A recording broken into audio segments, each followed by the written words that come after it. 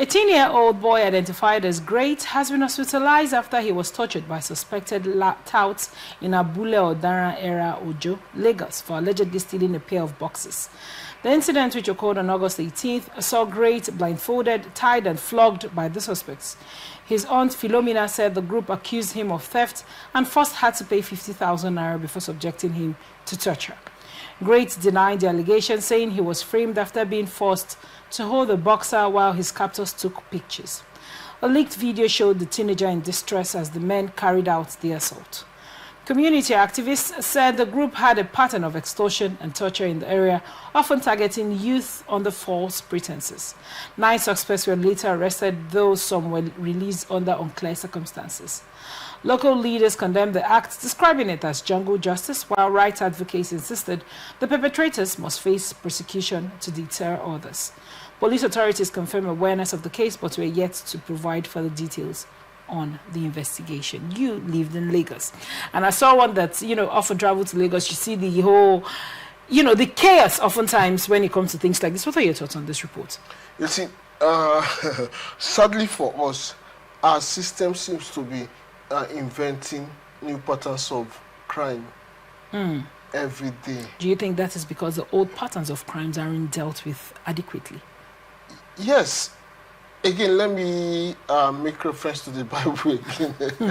The Bible says something like, if the punishment, and now I'm paraphrasing, I'm not using the exact word, if the punishment of a sin, it is not quickly meted out here, men's heart will be tilted to committing evil. And that's exactly what we have seen in Nigeria over the years. Why do we have corruption everywhere? Why do we have ungoverned spaces everywhere? Why do we have all sorts of crimes everywhere? It is because somebody committed one crime and got away with it, and nothing happened.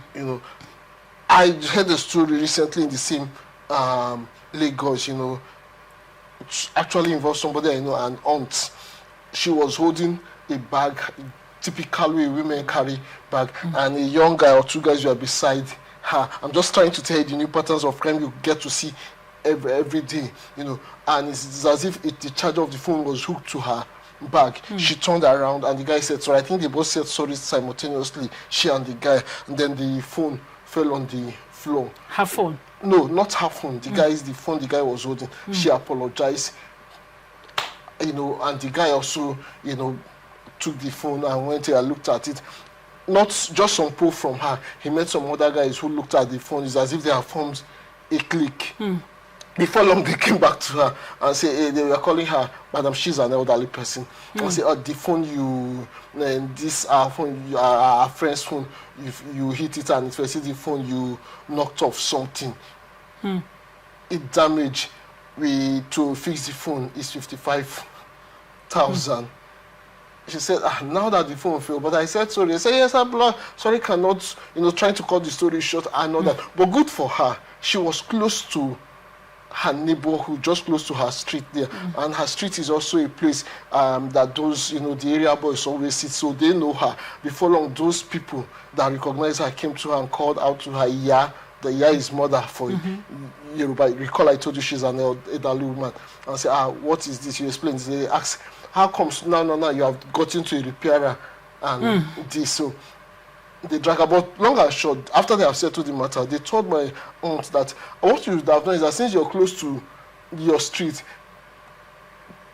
quietly drag them into the street so that we, the boys of the street, will come out. That is a new pattern where they extort people now. So the idea is that when they come and say 55,000, even if you don't have that amount, by the time you know it, let me get something from you, 10, 15,000. So this is a pattern, like the people have said. But the thing is that we keep noticing this pattern, like the one I told you now.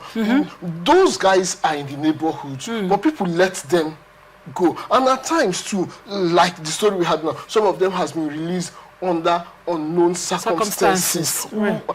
If the police say they are still investigating, how did they release someone? Is it that they have investigated and discovered that those people released were actually not part of the case? You see, when things like this happen, you hear that, this is not the first time it has happened. Why was there no arrest made? The first time. Absolutely. And we keep talking against people taking laws into the hand, ungoverned spaces, jungle justice. This is akin to what happened in the first story we discussed. If truly the guy stole something, citizens arrest, like I said, is not out of place, but it's for you to arrest and hand over to the police. By the time you arrest, torture the person, you become the judge, the jury, the accuser, the prosecutor, just everything, and the executioner. By the time you arrest this person, now under what right are you collecting money for bail? Under what law are you collecting money to perform a ritual, a cleansing?